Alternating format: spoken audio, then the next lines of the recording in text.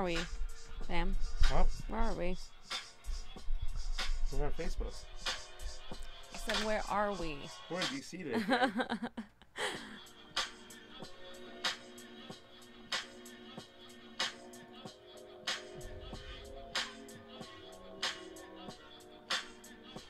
Oh.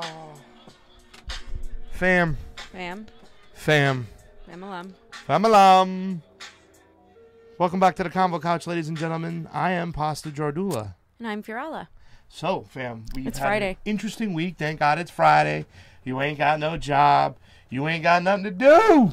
I'm going to get you to Convo Couch. We're going to get high on politics. So we're here, High fam. on politics. And fam, let's start it off because we have a vacation coming up, a holiday. Some people have a vacation, not everybody, but some more than others are very anxious to go on vacation, fam. So anxious that they decided to 15 of Trump's judge picks.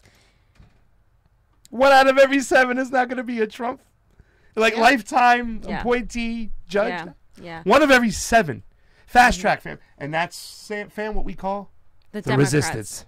The Democrats. Same difference, right? So, the Democrats led by Chuck Schumer, the minority leader, just made a deal with Mitch McConnell. They went in the back room and said, hey, I'm going to talk to your people. You're going to talk to my people. Let's make a deal. And they decided to confirm 15 of Trump's picks. And all of it was because they wanted to get out of town. They said that it was because they needed to work on the future campaigns that are upcoming in November. Sure. But they really just wanted to get out of town. And of course, Bernie Sanders and a few other people vehemently oppose this. But, they're in the minority. Can I play devil's advocate here? What are those people who say, well, and a couple of congressmen have said this before, well, Trump won the election and he deserves the right for his appointees. We just fast-tracked it because it's just, we're going to have to approve it anyways because he does have the right to his appointees. He does. Is there an argument against that, fam? I think that to me, it's just more of like, a silly defense because when it was Obama's turn, the Republicans sat there and couldn't even let him breathe. They didn't even let him breathe. So I just feel like the Democrats are being spineless as usual right now, and that's the opposite of what we need. They promised, we're not going to let this happen. We're not going to let these these racists come in there. We're not going to do this. And at the end of the day, when all is said and done, they still bend over. They still have no spine. Chuck Schumer, huh? And especially Chuck Schumer. Chuck Schumer, Nancy Pelosi, and Dianne Feinstein. They are the worst. Chucky the Shoe. They are what's wrong with the Democratic Party. He's terrible. And let me tell you something, fam. I want to say that because when people say, well, you know what? Trump has the right to his appointees. He won the election. He should get his appointees. I say no. I say it's on a base-to-base basis. Does that make sense? Yeah. A judge-to-judge basis. You have to evaluate every single judge. Do you remember, I can't remember her name, but when Bush tried to appoint one of the Bush Jr., he tried to appoint somebody to the Supreme Court. I forgot her name. And everybody was like, oh, hell no. And it was so much public pressure that he had to take that appointee down and appoint somebody. I can't even remember her name, but everybody was like, oh, hell no. And I know there's some judges in there that should not be able to be appointed on. And the fact that Chucky the Shoe, once again, this is why I'm saying there is no resistance, okay? There is no Russiagate. It's a distraction. They're going to bend the knee, and they're going to enable Trump every single time when it comes to war and now when it comes to judges, fam.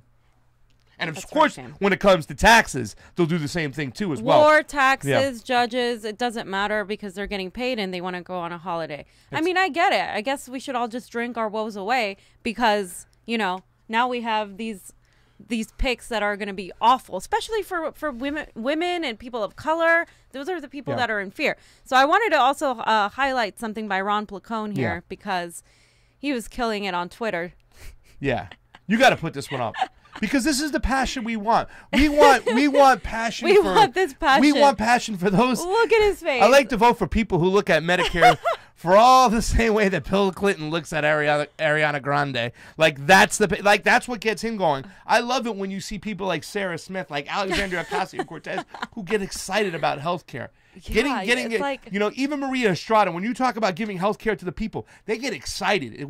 That's what we want. We want people who have the same passion who's going to say, you're not just going to get all your judges appointed easily. We're going to go through these judges one by one. Even if we have to miss our friggin' holiday, and we're going to make sure that the right judges go through and the wrong ones get left behind. And they didn't do that. No. And they don't have this passion for what Ron just put up here. No, they don't even have, they don't even have like a quarter of the passion that we have when we talk about these things. Like, we could talk about politics all day. Yeah. Like, we could talk about this stuff all day. Oh, I know. And we could do this for a living. We do look. For a salary. Look at the Patriot down below. Like, subscribe, get a couple bucks.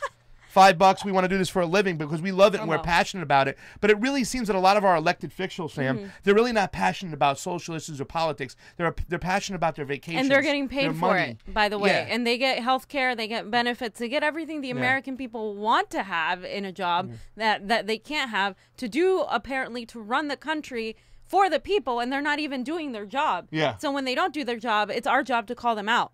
Fam, can we play a game this weekend? Before we go into the next topic, I got a great idea. You just gave me a great idea. How about we, instead of playing Where's Waldo, we play Where's Chuck Schumer?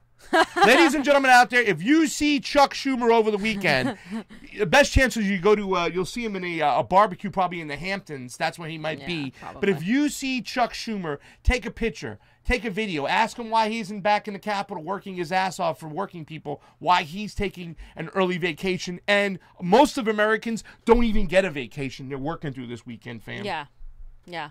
It's terrible. Exactly. It's that gig economy for you. I know something that a Democrat. The nerve. She's still crying over being stripped of the totalitarian party of trumping over progressives.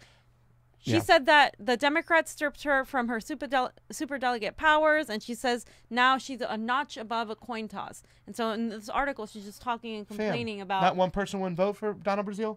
The power of the people shouldn't matter? She I wants thought it more was power? a Democratic Party, fam. Oh, but that I acts wasn't sure. undemocratic. I mean, the nerve of some of these people to come out there when that... She made that tweet the other day that we're still going to set the menu. It's like she's telling you in your face, we don't care that you got the super-delegates stripped and you want to go to a more democratic process of allowing the people, OMG, get to say on who the nomination is. You still want to set the menu. Handsome Johnny's over there watching. He's on his Tinder. He just got a hit. Who knows? The volume's going up. Show yourself, Handsome Johnny. Our engineer over there. Here he is, Johnny Yamaoka. El DeBarge is in the house. But, fam, these people are disgusting. But I also want to point out right now, it's not about the Democratic Party that's bad. It's about the leadership within the Democratic Party. Right. Because we're coming, fam. We have people coming. We have people Andrew infiltrating. Gillum. And we have people that are, that are working, trying to basically replace these people. Yeah. And that's, on one end, that's what needs to happen. But on the other end, we also need to build these third parties so they can be strong. And we were on a call the other day with people from across the board, from Vermont, from Washington. Vermont has a really good system. Fam. Yeah, the Vermont Progressive Party was on. They're going to be going a little bit more nationally, connecting themselves. People in Washington were talking about this Western Wall. We're talking out there, fam. But you know what? There's a place that my boy James Elias says he ain't eating that no more, fam. Where's that, fam? He's done. Guess what? In-N-Out. In-N-Out. Just kidding. James Elias still is not boycotting In-N-Out. But here's why. Let's talk about In-N-Out. There's a live footage at the In-N-Out boycott. Your favorite woman. Dianne Feinstein. First of all, I want to say, Tim Johnson, get back to work. Stop watching it. You got a 9-to-5 job now. You should be closing deals when you're watching the Convo couch. This is a problem we're seeing all around the nation. We're going to thank those people for those problems. Did we mention Patreon down below? Help us out. Fam, In-N-Out, you want to talk about this? So, fam. Yes. All throughout Twitter, Facebook, it was the #1 trending topic. Boycott In-N-Out. Yeah. Boycott In-N-Out. Yeah. And so the Democrats, especially in California, obviously, are urging everybody to boycott In-N-Out. Yeah. Now, In-N-Out is one of the only companies that pay pays their employees wages. a living wage, a good living wage, especially for California, for a fast food restaurant. Yeah. And they were the staple. They were like, oh, look at In-N-Out. They're actually making like $12 to $15 an hour. Yeah. You got young college kids working. You got, you know what I'm saying? It was just like one of those companies that use real fries. You know, they really real meat. It was this California staple that started so long ago, and people loved In-N-Out. But now they got caught with their hand in a cookie jar, fam. What do you think, fam? Do you think this is stupid? Because I think it's a little stupid. I think it's a little hypocritical. Obviously, I'm not for them donating to the Republican Party because the Republican Party doesn't need money and that money isn't going to be used in a good fashion. However, they've also donated to the Democratic Party before. Yeah. And they also pay their workers a living wage. Yeah. So you're going to boycott the only place that, pays workers a living wage. That seems a little bit counterproductive to me. So I think what would be the solution is to ask them, hey, could you guys stop supporting the Republican Party? Yeah. We love you guys, but we don't, but you could ask them, but technically it's they're a business. They can support whoever the hell they want. Well, listen, I saw, that's it. And we have every right to protest them and not go and eat there and whatnot. I mean, the reason why they're supporting the Democratic Party is they want the Republican Party? Kind of the same. The reason why they're supporting the Republican Party is they want favors. You know what I'm saying? Yeah, they pay more than other companies, and McDonald's is awful. I saw a line at McDonald's. You want to talk about a company that really just guts their employees and pays them nothing. But, I mean, really the In-N-Out workers aren't making that much more than you really think. They still want to keep the wages low. They still want to be able to obtain food and beef wherever they want without the as cheap as possible. Yeah. So, I mean, I think we should, in a way, like boycott most of your fast food restaurants, but we don't want to hurt the employees that are hanging on by just the thread. So it is a catch-22. It is. But the suggestion can be, once again, this is why we need to get, more social programs, more money, more small businesses money, whatnot. I think it's time for people to start opening up healthy, organic In-N-Outs and vegetarian options and whatnot. Exactly, vegan. But that's going to take money from the government. That's going to take the banks lending out the people money, not just putting more money into their stocks. Which is why public banking is great. Public banking is huge. I think public banking should do something where it's like California farms to California fork. You know what I'm saying? People are just getting healthy options, organic beef, from companies in California that do the right things, that are humane to animals, because that's something that's going on right around everywhere. This is a catch-22, but right now, I'm not going to eat at In-N-Out anymore. I'm not a big fan anyways. I never was. I thought it was always hype, but for a fast food restaurant. Yeah, you don't eat it, fam. If you did, so, hey, why don't you all just ban meat? Let's start. We should fund an In-N-Out, like a California grass-fed vegan options. Let's see what I'm saying. There's a lot of them here in California. The problem is they're expensive too. They are, but that's what I'm saying. If you got some serious funding with some serious contracts, maybe it'd be a couple bucks more than your McDonald's and stuff. But you need to get that sweet range where it's In-N-Out's a little bit more expensive than McDonald's, just a little bit. So you get a little bit more expensive, just a tiny bit more than In-N-Out. But you have all these healthy options and vegetarian options. We have to do that, and I think we need. That's more than cheese on bread. Help us out, public banking. That's it. Okay, fam. I'm really excited to talk about this next topic because this is a local issue. Breaking news. Burlington Unidos. If you guys haven't been following. It's the biggest rent strike. We did a whole show on it with John Noddy, who is one of the attorneys on the case. A regular Joe John Noddy. Relentlessly, on this case with, I think, Elena Pop. Elena Pop. Yep. And so what Mel today released a statement saying that the lady the landlord that was... Her name is Lisa Ehrlich. Yes. The slumlord hell-bent on evicting the tenants at a rent strike in Burlington Apartments in Westlake has dropped all eviction cases against the tenants. She dropped all of the eviction cases against the tenants, which is a huge win. However, they are still paying huge high rent prices, and the rent is still going up because but they have to make all the fixes probably.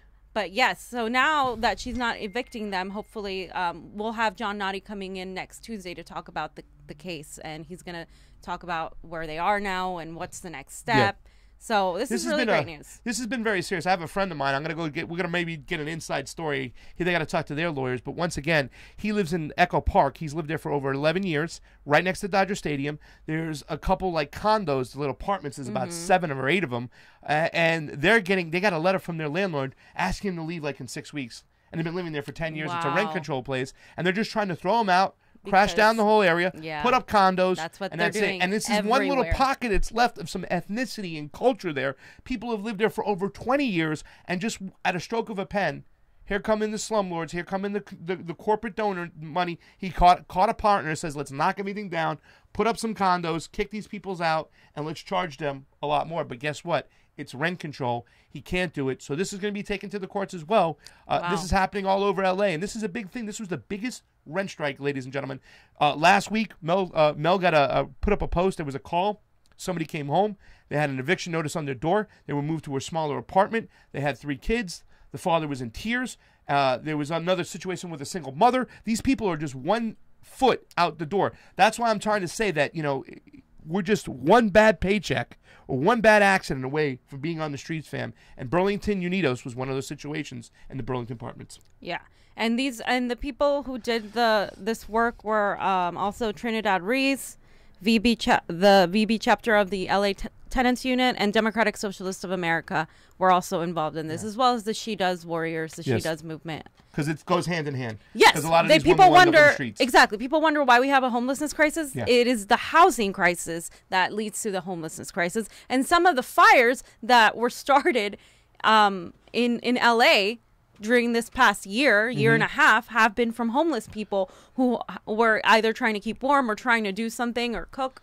Yep. And there you go. And all of it is connected. And that's why it's so important that we are out there as activists doing the work. So somebody said Manuel Arizala said you sound far away from the microphone. Hopefully we got it situated.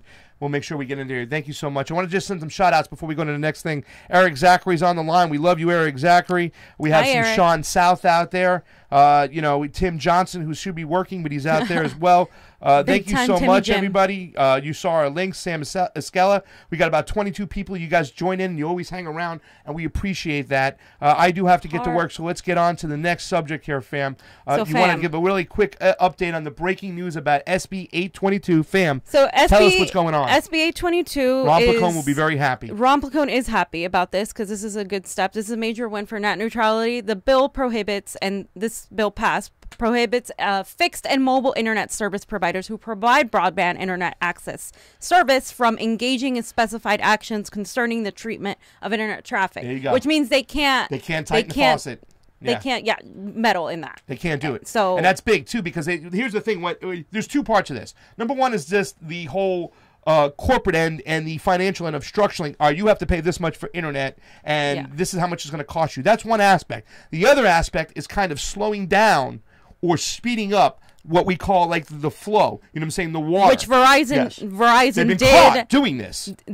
While the firefighters again were trying to put out the fire. They held their noose to them. Well, the firefighters were trying to so they could get a new plan that cost more. So they made them pay for their plan up front before they even turned it on. Firefighters fighting the fire. So this goes directly at that. That's the power of capitalism. It's just disgusting, fam. Disgusting oligarchical capitalism. And so the last tweet I did want to show, fam, because I did want to talk about this. It's ironic and it's sad that this is coming from the state of Israel. Yeah. So he says the weak crumble, are slaughtered, and are erased from history, while the strong, for good or for ill, survive. The strong are respected, and alliances are made with the strong, and in the end, peace is made with the strong.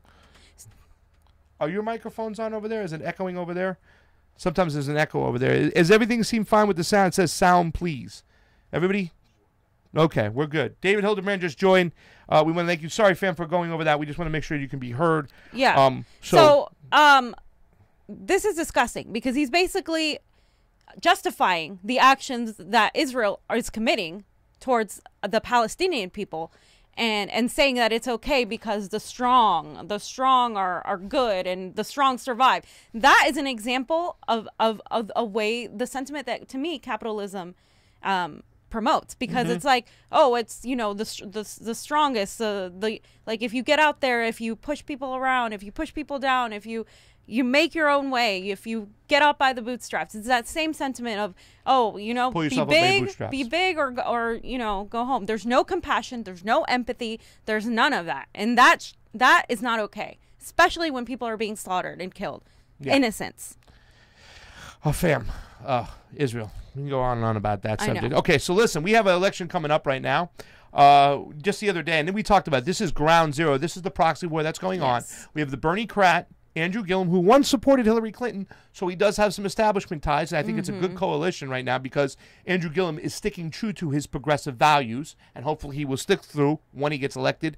But right now, the game is the same game, and this is, listen, ladies and gentlemen, I feel bad for the people like myself I'm feeling bad for myself, who really played into the whole, oh, when Obama took over, like, oh, it's better than it was with Bush, the economy's doing good. No, the economy never trickled down to the workers, okay? The economy up top was great, and that's the same thing that's going on.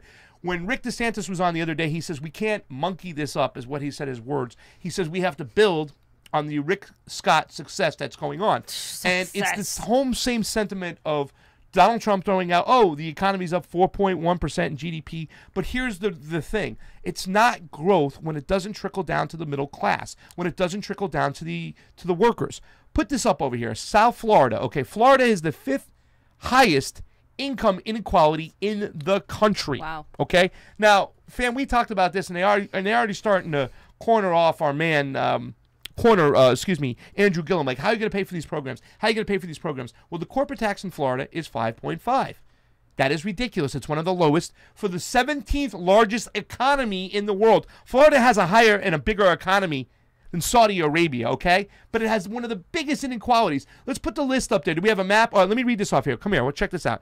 The top 1% of wage earners in Florida made $1.27 million on average, nearly 35 times more than the bottom 99%, where the average income is $36,530. Once again, this is the 17th largest economy, and the average salary is $36,000. That's ridiculous. This places Florida 5th highest among all the states in income inequality, according to the new paper by Mark Price, the Keystone Research Center, and of the Institute for Research of Economy and Social Securities. So these corporations and these like the GEO Group, for one, that's why they're in Florida. Yes, their headquarters are in South Florida, and they all go there because they don't get the tax. They get huge tax cuts. Basically, they don't have to pay their fair share of taxes. Yeah, and it's not fair. And when they say this, and this is what they use, fam, they use this direct number right here. Oh, the economy's growing. The economy's growing. Yeah, for the top 1%. Right. Look at the map we put up over here. Okay. Right here, Florida's number 5, okay? New York, number 1. California, number 4. You know what I'm saying? Number 5, the biggest inequality whatsoever in Florida. And Florida's a huge state. So really, to tell you the truth, the growth has been towards the top under Rick Scott. Salaries have not improved. Nobody's making any money. And it's the same thing that's going on right now. You're going to hear this number. Oh, we got to vote for Donald Trump. He has a 4.1 increase in GDP, yeah, but all that money is going to the top. With all the billions of dollars he saved in tax cuts, they didn't take that money and put it back into the economy. They took it and they put it back into their own stocks. You know why, fam? Why, fam? Because it goes to their bonuses of their salaries every year. Of course. So, and he just did another tax cut for billionaires for the top. Oh, yeah. And fam, you know what they're eyeing now? They're secretly eyeing your Medicare, your Medicaid, and your Social Security. I don't have Social Security, fam. Well, we're not going to have it when it goes there. But let's put this Trump video up. You got to put, well, let me read this one more time. Inequality, okay? Income inequality, I'm going to read this right here, is growing, is a growing issue not only in the U.S. but across the globe. A 2017 report from the global charity Oxfam found that the richest 1% of people in the world controlled 82% of the wealth. 1% of the people controlled 82% of the total wealth. To put it another way, just 42 people own the same amount of wealth as the poorest 50% of the global population. That's disgusting. 42 people own more money in this world. 42 people. Than 50% of the people out there. 42 people. 42 people. And guess where a lot of them are from, fam-a-lam? Where, fam? USA. Of course. USA. USA. And I want to put this up there because this is something we're going to have to combat. This is going to be all over everywhere, okay? They're going to keep saying, oh, the economy's growing under Donald Trump. No, it's not. No, it's not. Guess what's growing? The homeless population is growing every year. We're up to 60,000. He hasn't even stopped that bleeding. It's growing for the top 4%. The top 1% are getting uber rich. Let's play this video over here. I got a great video from Now This, and this explains everything. And then mute our mics.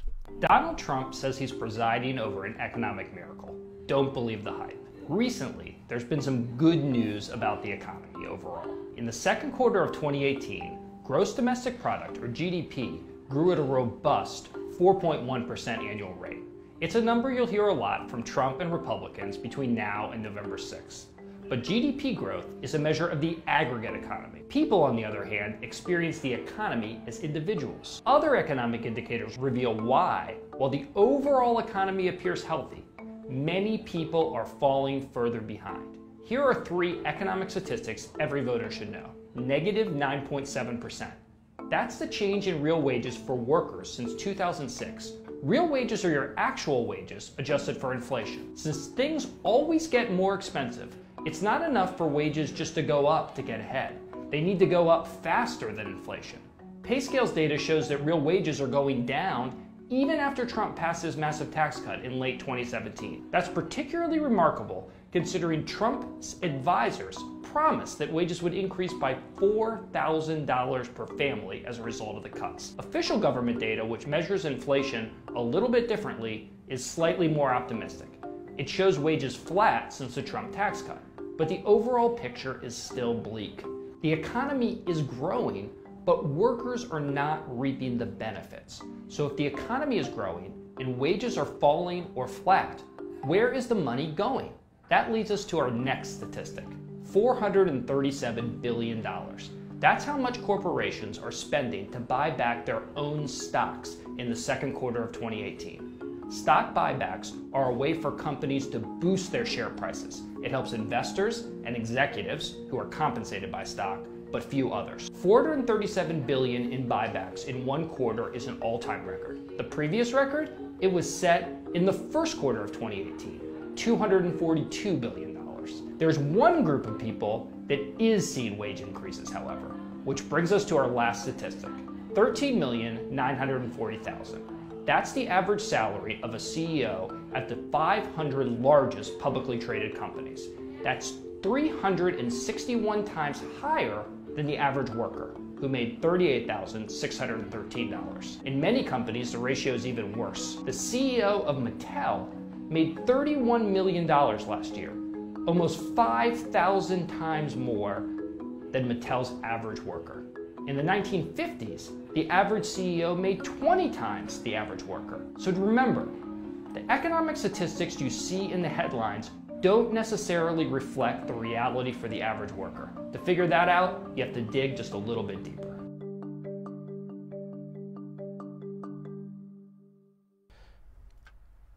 Okay, fam, so you see it right there, okay?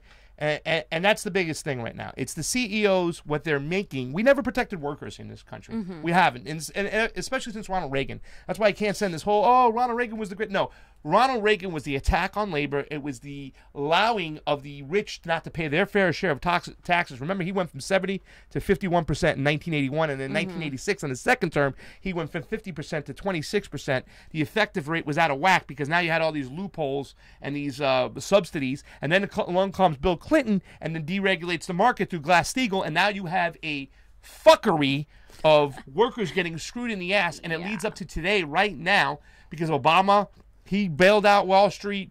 Bush cut the taxes again after Clinton. He raised the tax rate up a little bit, but he allowed them to just go like a wild cowboy and go crazy with his deregulation. And that's why we are here today. So when the election comes around in 2020 and they say the economy is doing good, say no, it's not. Homelessness is growing.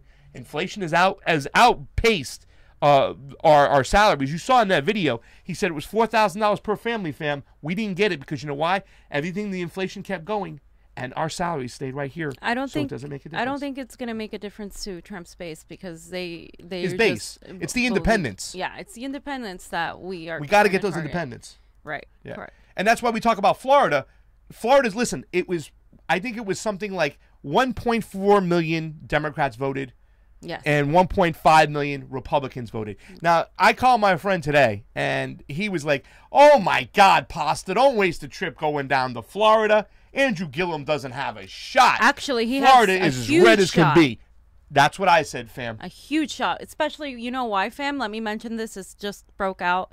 Ron Desantis was a moderator. He just left the group of a racist group. Yeah. Where they talked about. You have that? No.